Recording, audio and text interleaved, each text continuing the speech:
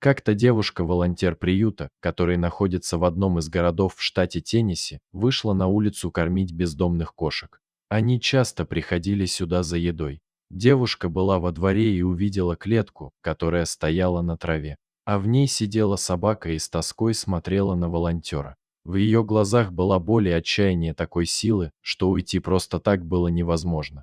От этого взгляда несчастного животного щемило сердце. Кто же посмел выбросить пса в клетке, не оставив ни воды, ни кусочка еды? В тот день еще стояла сильная жара. Даже и после захода солнца вечером в атмосфере чувствовалась духота. Рядом с клеткой лежала записка. В ней сообщалось, что кличка пса Чапс. Также и то, что его держать в доме хозяева больше не могут.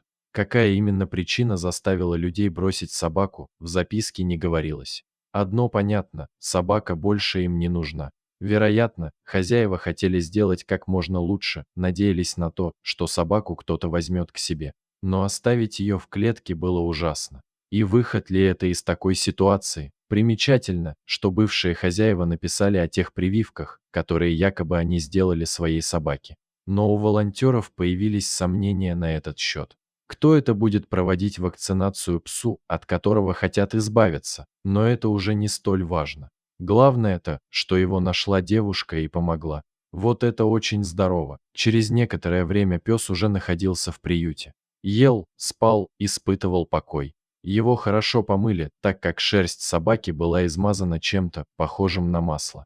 Так что животному пришлось перенести несколько малоприятных процедур. Но потом стал чувствовать себя намного лучше. Даже его печальный взгляд стал иметь проблески надежды на хорошие перемены в его судьбе. Теперь он живет в приюте. Здесь его назвали по-другому – Сквиги. И впереди у него новая жизнь.